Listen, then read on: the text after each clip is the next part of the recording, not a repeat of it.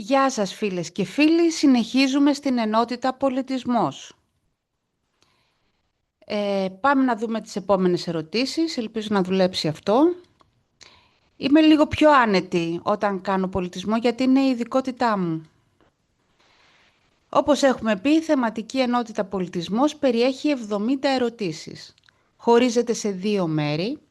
Στις αρχαιότητες και πολιτιστική κληρονομιά είναι οι ερωτήσεις 1 έως 34, εδώ είμαστε τώρα. Και η ενότητα σύγχρονος πολιτισμός, ερωτήσεις 35 έως 70. Είναι από την Τράπεζα Θεμάτων του Υπουργείου Εσωτερικών της Γενικής Γραμματείας Ηθαγένειας.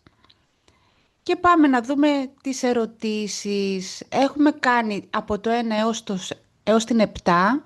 Θα βρείτε εδώ πέρα κάπου το βίντεο. Και προχωράμε στις επόμενες. Αργοναυτική εκστρατεία. Η αργοναυτική εκστρατεία είναι ένας μεγάλος κύκλος μύθων στην ελληνική μυθολογία. Έχει να κάνει με το Φρίξο και την Έλλη που φύγανε με ένα χρυσόμαλο δέρας και φτάσανε στην Κολχίδα. Η Κολχίδα είναι κάπου στη σημερινή Γεωργία, στη Δυτική Γεωργία, στον Εύξηνο Πόντο, στη Μαύρη Θάλασσα που λένε. Και μετά πήρανε μέρος πολλοί ήρωες. Πάμε να τα δούμε λίγο πιο αναλυτικά. Οι περισσότερες ιστορίες στην ελληνική μυθολογία λοιπόν ξεκινάνε με το ότι κάποιος ήθελε να ξεφορτωθεί κάποιον άλλον. Ο Α ήθελε να ξεφορτωθεί τον Β. Έτσι λοιπόν και ο Πελίας ήθελε να ξεφορτωθεί τον Ιάσονα. Ο Πελίας λοιπόν εδώ λέει στον Ιάσονα να πάει να βρει το χρυσόμαλο δέρας. Σου λέει άμα θέλεις το θρόνο πήγαινε να κάνεις έναν μεγάλο άθλο. Τα ίδια είχαν κάνει και στον Ηρακλή. Αυτόν του είχαν βάλει 12. Εδώ πέρα έχουμε έναν να πάει να φέρει το χρυσόμαλο δέρας. Χρυσόμαλο δέρας είναι από χρυσό μαλλί. Είναι το προβιά. Δέρας είναι η προβιά, το δέρμα που λέμε. Λοιπόν, είναι μια προβιά που είχε χρυσό μαλλί. Από πολύ μακριά, εδώ πέρα βλέπετε στο χάρτη ότι ξεκινάνε από την Ιολκό. Η Ιολκός είναι μία πόλη κοντά στο Βόλο, στη Μαγνησία, είναι στους πρόποδες του Πηλίου. Έπρεπε λοιπόν να φύγει από την Ιολκό και να πάει στην Κολχίδα, εδώ πέρα. Στον πηγεμό, εντάξει, είχαν περιπέτειες, αλλά εντάξει, κάνανε τη διαδρομή με τη μία που λέμε. Στο γυρισμό είχαν θεματάκια. Καλά, πάντα στο γυρισμό έχουμε θεματάκια. Πάντα. Για να μην σας παιδεύω άλλο, η σωστή απάντηση είναι ότι η αργοναυτική εκστρατεία πήρε το όνομά της από το καράβι του Ιάσονα, το οποίο ονομαζόταν Αργό. Από τον τόπο καταγωγής των ναυτών του Ιάσονα, οι οποίοι ήταν από το Άργος, δεν είναι σωστό. Γιατί οι ναύτες του Ιάσονα ήταν από πολλά μέρη της Ελλάδας. Δεν ήταν από ένα μέρος. Είχαν μαζευτεί ήρωες από πολλά μέρη. Από τον ναυτικό προορισμό των ναυτών, ο οποίος ήταν η Αργολίδα, είπαμε είναι η Κολχίδα. Πήγανε μακριά στον Εύξηνο Πόντο, στην Κολχίδα, στη σημερινή Γεωργία. Και φυσικά οι ναύτες του Ιάσονα που έπρεπε να κοπολατούν αργά δεν έχει, γιατί το αργό δεν σημαίνει αργά, σημαίνει λευκή. Θα βρείτε φιλολόγους που θα σας πούνε τα αντίθετα, αλλά σημαίνει λευκή. Γι' αυτό και την Αργολίδα τη λέμε Αργολίδα, γιατί έχει λευκά πετρώματα. Είναι λευκή. Και έχει και πολύ ωραίες παραλίες, γιατί από κάτω είναι λευκά τα πετρώματα και το νερό φαίνεται πολύ γαλανό. Πήρε το όνομά της η Αργό από τον κατασκευαστή της, τον Άργο. Ο Άργος λέει ότι ήταν και γιος του Φρίξου. Ο Φρίξος και η Έλλη ήταν αυτοί που φυγαδευτήκανε από τη στερεά Ελλάδα καβάλα σε ένα υπτάμενο χρυσόμαλο δέρας και φτάσανε στην Κολχίδα. Οπότε τώρα έπρεπε ο Ιάσονας και οι άλλοι αργοναύτες να πάνε να το φέρουν πίσω. Πάμε στο θέμα 9. Στο θέμα 9. Ποιες από τις φωτογραφίες που βλέπετε ανήκουν σε έργα τέχνης του κυκλαδικού πολιτισμού? Ο κυκλαδικός πολιτισμός, δηλαδή αυτά που βρεθήκανε στην περιοχή των Κυκλάδων. Κυκλάδες είναι ένα σύμπλεγμα νησιών, που είναι και πολύ ωραίο για διακοπές. Λοιπόν, στις Κυκλάδες βρεθήκανε τέτοιου τύπου αγαλματίδια, τα οποία δεν έχουν πρόσωπο παρά μόνο μία μύτη, μόνο αναπνέουν. Δεν έχουν μάτια, δεν έχουν στόμα. Πάμε να δούμε τις φωτογραφίες λίγο καλύτερα για να το καταλάβετε. Εδώ βλέπετε τον αρπιστή της Κέρου. Η Κέρος είναι ένα νησί των Κυκλάδων. Μόνο χαρακτηριστικό του είναι η μύτη. Δεν έχει ούτε μάτια, ούτε στόμα. Ενώ μπορούσαν να τα φτιάξουν. Εδώ έχουν φτιάξει άρπες, έχουν φτιάξει το κάθισμα πολύ περίτεχνο με κοψίματα. Είναι η εσωτερικότητα, γιατί είναι κάτι σαν προσευχή. Ούτε βλέπουνε προς τα έξω, κοιτάνε προς τα μέσα, ούτε μιλάνε προς τα έξω. Μιλάνε προς τα μέσα, είναι η εσωτερική τους φωνή. Άρα να ξέρετε ότι τα κυκλαδικά είναι πολύ χαρακτηριστικά και δεν έχουν πρόσωπο. Βλέπετε εδώ πέρα και το άλλο έκθεμα που έδειχνε η φωτογραφία και άλλα πολλά που έχουν βρεθεί δεν έχουν πρόσωπο. Αυτό εδώ που πρέπει να το μάθετε είναι η θεά των φιδιών, είναι μινωικός πολιτισμός. Είναι από το Μίνωας, που ήταν ο βασιλιάς της Κρήτης, είναι από την Κρήτη. Είναι μινωικός πολιτισμός. Κοιτάξτε το, παρατηρήστε το, γιατί πρέπει να το μάθετε αυτό. Και πάμε λοιπόν τώρα στο θέμα 10 και μας ρωτάει ποιες από τις φωτογραφίες σχετίζονται με τον μινωικό πολιτισμό. Είδαμε το αγαλματίδιο της θεάς, γι' αυτό σας λέω πρέπει να το μάθετε. Αυτό εδώ είναι Μικίνες. Οι Μικίνες είναι στην Πελοπόννησο. Και αυτό εδώ είναι αρχαϊκός ρυθμός. Άρα έχουμε εδώ πέρα το θρόνο του Μίνωα. Αυτή η φωτογραφία είναι ο μινωικός πολιτισμός και αυτή εδώ η φωτογραφία είναι μινωικός πολιτισμός. Πάμε να τα δούμε λίγο πιο καθαρά.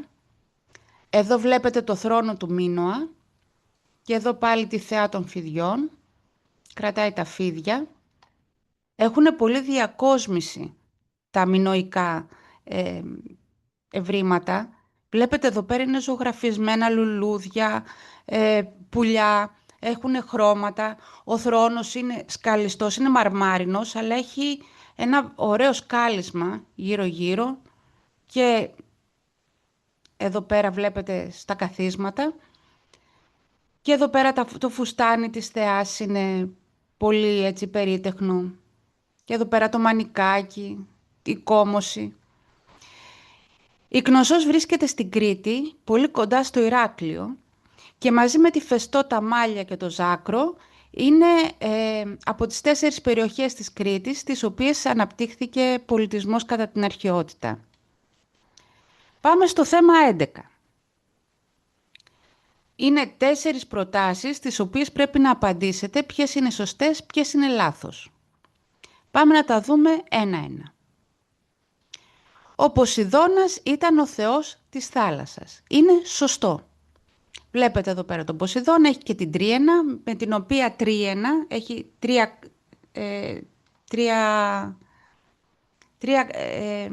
πώς το λένε, τέλος πάντων, τρίαινα.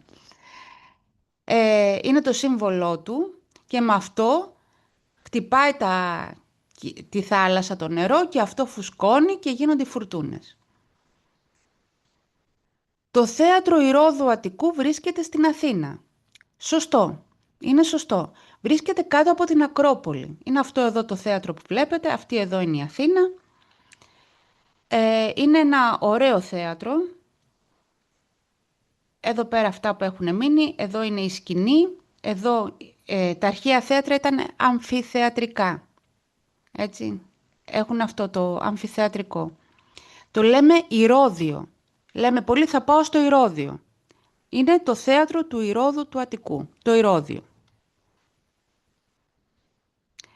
Το ανάκτορο της Κνωσού βρίσκεται στην Κρήτη. Είναι σωστό, το είπαμε και προηγουμένως. Η Κνωσός βρίσκεται εδώ, γράφεται με 2 σίγμα συνήθως. Και εδώ πέρα είναι κάπου εδώ είναι το Ηράκλειο. Υπήρχαν και άλλες, στη Φεστό έχουμε βρει και εκεί ευρήματα πολύ σημαντικά και στα Μάλια και στο Ζάκρο. Δείτε το λίγο καλύτερα το ανάκτορο της Κνωσού. Εδώ πέρα είναι όπως είναι σήμερα, ο αρχαιολογικός χώρος. Λένε ότι έπρεπε να είναι κάπως έτσι, το φαντάζονται. Εδώ πέρα είναι όπως είναι όλη η πόλη των ανακτόρων, η βασιλική πόλη, γιατί δεν ήταν μόνο ένα οίκημα. Βλέπετε εδώ πέρα πώς έπρεπε να είναι. Έχει πολλούς ορόφους, 1, 2, 3, 1, 2, 3. Πιστεύουν ότι είχε πολύ όροφα κτίρια. Και εδώ πέρα είναι πάλι ο θρόνος του Μίνωα, έτσι για να το θυμόσαστε. Ο Ήφαιστος λέει ήταν θεός της μουσικής και της αρμονίας. Όχι, με τίποτα. Το αντίθετο. Ήταν ο θεός της φωτιάς. Της φωτιάς του ουρανού, έφτιαχνε τους κεραυνούς του Δία, της γης και οτιδήποτε είχε να κάνει με την τεχνολογία της εποχής. Την χαλκουργία, τη μεταλλουργία, έφτιαχνε τα όπλα των θεών, πολλά πράγματα έχει φτιάξει, ήταν πολύ καλός μάστορας. Για να το θυμόσαστε, θα έχετε στο νου σας το ηφαίστειο. Ήφαιστος, ηφαίστειο. Βλέπετε εδώ πέρα ένα ηφαίστειο, βγάζει φωτιά. Λέει ότι κάτω από τα ηφαίστεια ήταν τα εργαστήρια του ηφαίστου. Ο Ήφαιστος λοιπόν. Ο Ήφαιστος και το ηφαίστειο. Ήταν ο θεός της φωτιάς. Θέμα 12. Το 1820 ανακαλύφθηκε στη Μήλο-Νήσο ένα εντυπωσιακό άγαλμα της Αφροδίτης της ελληνιστικής περίοδου, το οποίο το επόμενο έτος φυγαδεύτηκε και έκτοτε εκτίθεται στη που. Λοιπόν, έχετε ακούσει ότι έχουμε προβλήματα με το Βρετανικό Μουσείο και ζητάμε πίσω τα μάρμαρα του Παρθενώνα και την Καριάτιδα, το Μητροπολιτικό Μουσείο της Νέας Υόρκης, το Μουσείο Λούβρο των Παρισίων. Εδώ βρίσκεται το άγαλμα της Αφροδίτης της Μήλου και όχι στην Γλυπτοθήκη της Κοπενχάγης. Η σωστή απάντηση είναι στο Μουσείο Λούβρο των Παρισίων. Πάμε να τα δούμε λίγο πιο αναλυτικά για να τα θυμόσαστε. Λοιπόν, αυτή εδώ είναι η Αφροδίτη της Μήλου. Εδώ πέρα είναι την ώρα που την μεταφέρουν στο Λούβρο. Εδώ δείχνει πώς θα μπορούσε να ήταν τα χέρια της Αφροδίτης. Να κρατάει το μήλο και τον χιτώνα της που πάει να της πέσει. Ή μπορεί να ήταν μια τέτοια αναπαράσταση. Είναι η Αφροδίτη και ο Άρης, όπου με το χέρι της τον κρατάει από τον ώμο και με το άλλο χέρι τον κρατάει από το χέρι. Η Αφροδίτη και ο Άρης θα μπορούσε να ήταν.